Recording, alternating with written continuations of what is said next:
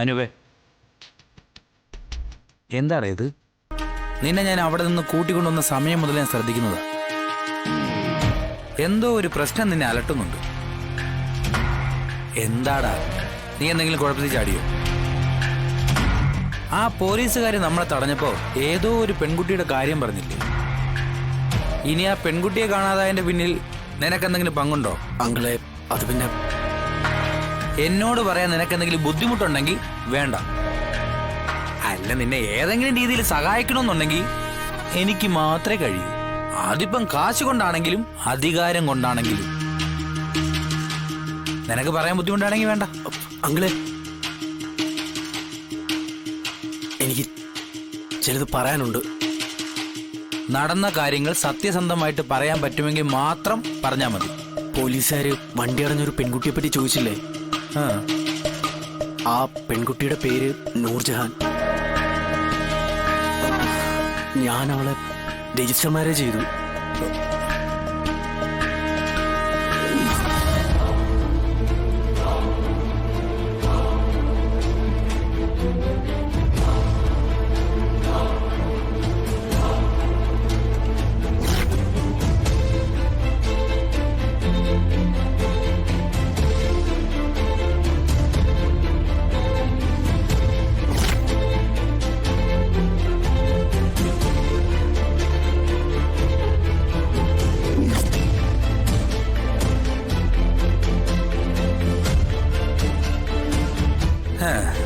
അത് ശരി. അപ്പൊ എല്ലാരും കൂടി പ്ലാൻ ചെയ്ത് ചെക്കനെയും പെണ്ണിനെയും വരെ അകത്തൊളിപ്പിച്ചു വെച്ചിട്ടാ ആ ശാരദാമ്മ അഭിനയം മുഴുവൻ എന്റെ മുന്നിൽ അഭിനയിച്ച് തകർത്തതല്ലേ? എല്ലാം എനിക്ക് വേണ്ടി ഞാൻ പറഞ്ഞിട്ടാ ചെയ്തത്. എന്നെ സഹായിക്കുക, അത് മാത്രാ ശാരദാമ്മ ചെയ്തത്. അതവിടെ നിക്കട്ടെ. ഇനി എന്താ നിന്റെ അടുത്ത ഭാവി പരിപാടി? കല്യാണം കഴിച്ചാൽ മാത്രം പോരല്ലോ, ഒന്നിച്ച് ജീവിക്കാനുള്ള വഴി കൂടി നോക്കണ്ടേ? അവളെ എനിക്ക് ഇങ്ങോട്ട് വിളിച്ചോണ്ട് വരണം അങ്കിളെ.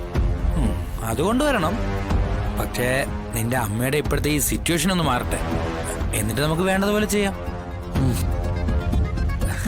നീ ടെൻഷനൊന്നും അടിക്കണ്ട, എല്ലാത്തിനും വഴിയുണ്ടാക്കാടാ. ഞാനേ ഡോക്ടറെ ഒന്ന് കണ്ടേച്ചു വരാം.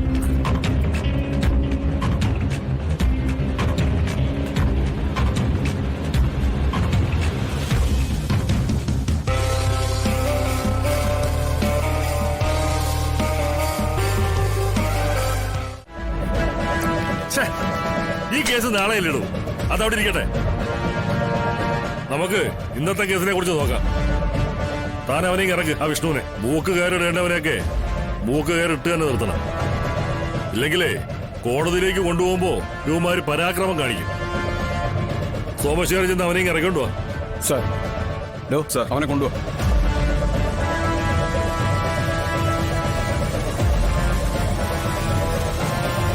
അതെ, സാറ് വിളിക്കുന്നു.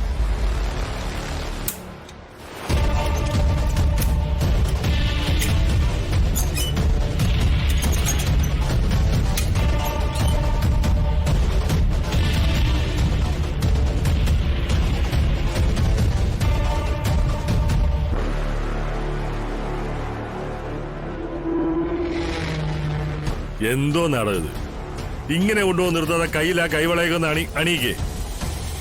എടോ, 4 പേര് കണ്ട ഇവനാണോ അതിന്റെ കുറച്ചില്? ഇത്രയും വലിയ കുറ്റവാളിയായിട്ട് അവന് കൈവിലങ്ങ് പോലും കൊടുത്തില്ലെന്ന് പറഞ്ഞാൽ അത് മോശമല്ലേടോ? അതങ്ങിട്ട് കൊടുക്കടോ.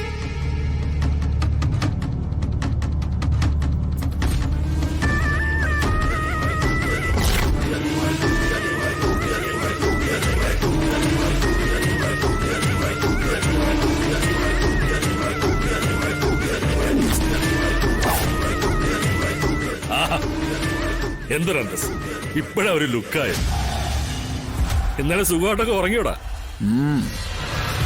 എനിക്കിപ്പോ ലോക്കപ്പായാലും വീടായാലും ഒരുപോലെയാ, സുഖമായിട്ട് തന്നെ ഉറങ്ങി. അപ്പൊ ഈ കൊതുവൊന്നും മതിലടാ ഈ മൂളിപ്പാട്ടൊക്കെ പാടി? ഈ ചോരകുടിയന്മാർ ഒരുപാടുള്ള സ്ഥലത്ത് ഈ കൊതുകിന് പാട്ടൊന്നും പാടി വരാൻ ഒരു റോളും ഉണ്ടായിരുന്നില്ല. പിന്നെ എന്നെ കൊത്തിവെച്ച് നേരെ ചുവ പോവാൻ പറ്റില്ലെന്നേ കൊതുകിന്. സൂക്ഷിച്ചോ നീ. ഇന്ന് നിന്നെ ഒന്ന് കസ്റ്റഡി കിട്ടിയിട്ട് വേണം എനിക്ക് അറിഞ്ഞൊന്ന് പെരുമാറാൻ. എടാ, ചെറുപ്രായത്തിൽ നീ കഴിച്ചതൊക്കെ ഉണ്ടല്ലോ, ഞാനിഞ്ഞ് കക്കിച്ചെടുക്കും. ഇത് ചില മുറിജോലിസിമാർ ചെയ്യുന്ന പരിപാടിയില്ലേ? അവര് കൈവശമാണ് കക്കിച്ചെടുക്കുന്നേ. ഇതിപ്പോ എന്താ ചെറുപ്പത്തിൽ കഴിച്ചോ? എന്നിട്ട് നിങ്ങൾ എന്ത് ചെയ്യും? തെങ്ങിന്റെ ഇടയ്ക്ക് വളമായിട്ടിടൂ. ഡാ, നിന്റെ ഈ നാവുണ്ടല്ലോ. സാർ ഒന്നും ചെയ്യില്ല. ഇങ്ങോട്ട് ചൊറിയാൻ വന്നാ നല്ല അന്തസ്സായിട്ട് അങ്ങോട്ടും ചൊറിയും കേട്ടാ. ഒന്നിനെതിരെ രണ്ടെന്നുള്ള രീതിയിലാണ് ഞാൻ സാധാരണ കൊടുക്കാറില്ല. ഇവിടെ ഒന്ന് ഞാൻ മനഃപൂർവ്വം കുറച്ച് ഒരു ബഹുമാനക്കുറവ്. ഡാ, നിന്റെ ഈ തിളപ്പുണ്ടല്ലോ കോടതി കൊണ്ടുപോകുന്ന വരെ ഉള്ളൂ. അത് കഴിഞ്ഞുണ്ടല്ലോ നിന്നെ കസ്റ്റഡിയിൽ വാങ്ങിക്കുന്ന മഹത്തായ ഒരു ചടങ്ങുണ്ട്. അതിനുശേഷം നീ കാണും, നിന്നെ കാണിക്കും എന്റെ ഇവിടുത്തെ യഥാർത്ഥ പത്തായപ്പര. കോടതിയിൽ നിന്ന് നിനക്കൊരു പോലീസ് കസ്റ്റഡി കിട്ടിയാൽ നിനക്ക് പിന്നെ ഇവിടെ തൃശ്ശൂർ പൂരമാണ്.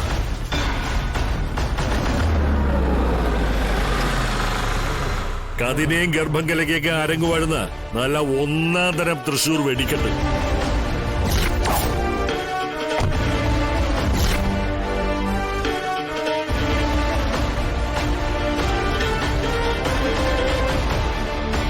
നിന്റെ ഈ ചങ്കുണ്ടല്ലോ ഇവിടെ കിടന്ന് പൂത്തിരി കറങ്ങുന്ന പോലെ കറങ്ങും ഞാൻ. കൊണ്ടുപോയി ജീവിപ്പിക്കല്ലോ. ശരി സാർ.